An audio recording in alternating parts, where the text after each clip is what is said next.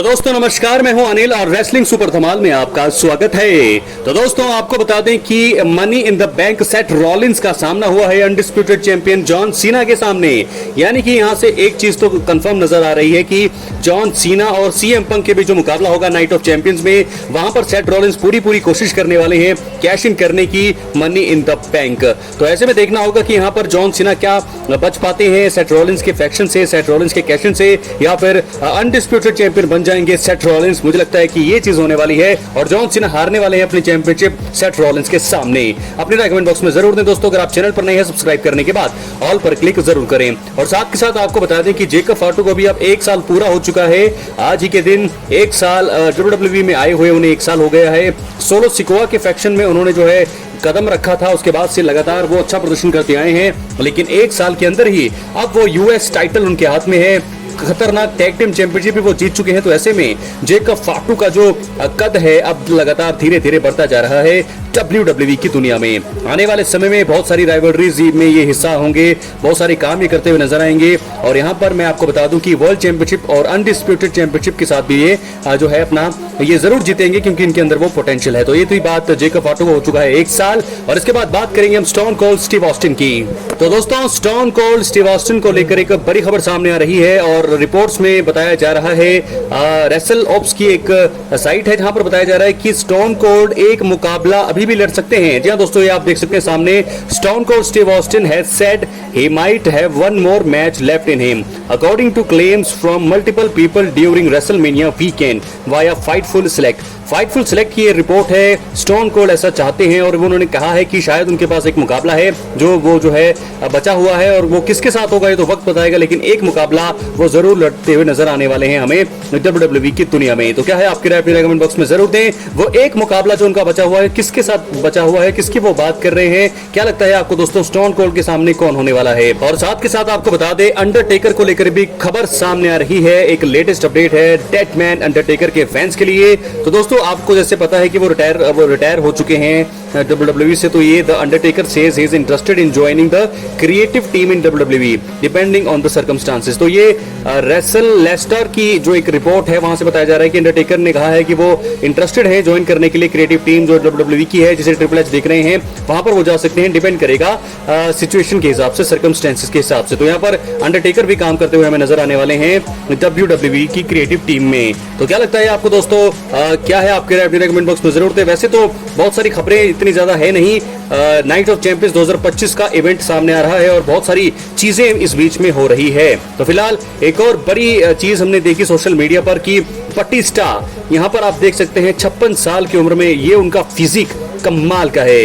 ये फिजिक दोस्तों बहुत ही मुश्किल है इसे पहचान पाना कि ये बटिस्टा ही है, लेकिन ये बटिस्टा है और 56 साल की उम्र में ऐसा फिजिक कमाल का है। जैसा कि 30 या 35 साल के नौजवानों का ऐसा फिजिक होता है, और इस प्रकार अपने इस फिजिक को मेंटेन करना बताता है कि कितनी मेहनत करते हैं बटिस्टा अपने फिजिक पर। 56 साल की उम्र में ऐसा फिजिक, ऐसी फिटनेस, कमाल। क्या ये संकेत दे रहे हैं कि वो WWE में वापसी करने वाले हैं? बहुत सारे सवाल है। और वापसी करते ही वो किसके साथ जो है अपने राइवलरी शुरू करेंगे, 1 या 2 मैच क्या वो आ सकते हैं, उसके लिए ये भी देखने वाली बात होगी। लेकिन फिलहाल बटिस्टा 56 साल की उम्र में इस प्रकार अपने फिजिक को दिखा रहे हैं। कमाल की फिटनेस है बटिस्टा की। और इसके साथ एक और बड़ी खबर है दोस्तों की नाइट ऑफ चैंपियंस क्या हो सकता है कैंसिल, डेंजर में है, क्योंकि आपको पता है वर्ल्ड वॉर 3 की तैयारी हो रही है।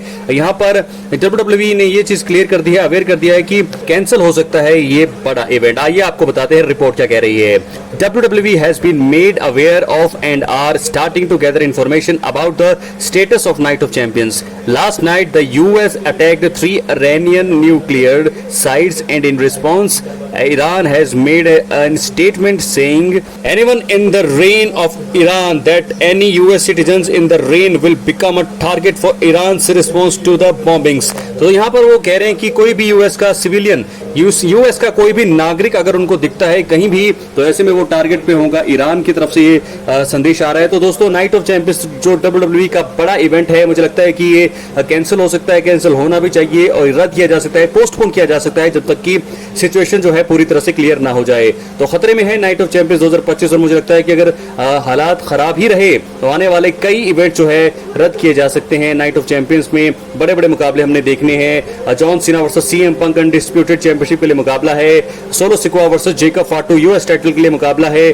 और इंटरकॉन्टिनेंटल चैंपियनशिप के लिए मुकाबला AJ Styles versus Dominik Mysterio, और भी कई मुकाबले हैं। सेथ रॉलिंस का कैश इन हो सकता है, रोमन रेंस की वापसी हो सकती थी, लेकिन मुझे लगता है कि शायद जिस प्रकार के हालात बने हुए हैं देश विदेश में, अमेरिका, ईरान, इसराइल में, मुझे लगता है कि ये इवेंट रद्द हो सकता है और आने वाले कई इवेंट रद्द किए जा सकते हैं, पोस्टपोन किए जा सकते हैं WWE की तरफ से, क्योंकि यूएस के और WWE एक ऐसी कंपनी है जो अपने रेसलर्स को कभी भी जोखिम में नहीं लेगी, क्योंकि जान सबसे पहले है। और अमेरिका के जितने भी रेसलर हैं यूएस के, तो वो टारगेट पर होंगे ईरान के। तो ऐसे में जरूर यहाँ पर ट्रिपल एच और WWE के इवेंट जितने भी लोग हैं जो काम करते हैं, क्रिएटिव हेड है, TKO है, सारी ये चीज को सुनिश्चित करेंगे कि उनकी सुपरस्टार्स की प्राइवेसी, सिक्योरिटी सबसे ज्यादा पहले नंबर पर हो। तो क्या लगता है दोस्तों आपको, क्या नाइट ऑफ चैंपियंस 2025 का इवेंट रद्द होगा और उसके बाद क्या समर स्लैम भी रद्द होगा?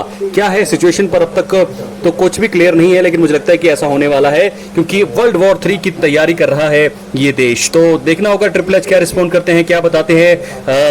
अब तक उनके ऊपर सारी चीजें हैं, वो ही इन्फॉर्म करेंगे कि क्या ये इवेंट होगा या फिर नहीं। तो दोस्तों ये तो थी बात नाइट ऑफ चैंपियंस 2025 के इवेंट की। उसके बाद कई इवेंट जो है रद्द किए जा सकते हैं। तो ऐसे में नाइट ऑफ चैंपियंस 2025 अगर रद्द होता है तो रोमन रेंस की वापसी की जो बातें कर रहे थे, एक बार फिर लंबा इंतजार फैंस को करना पड़ सकता है। तो वैसे ही रेसलमेनिया 41 के बाद से लोग इंतजार कर रहे हैं, फैंस इंतजार कर रहे हैं कि कब रोमन रेंस वापसी करें। तो ऐसे में अगर वर्ल्ड वॉर 3 ये चीजें आती हैं तो फिर एक बार फिर रोमन रेंस को घर पर ही बैठना पड़ेगा, लंबा इंतजार करना पड़ेगा, और वो कर भी रहे हैं लोग। तो ऐसे में क्या रोमन रेंस की वापसी होगी?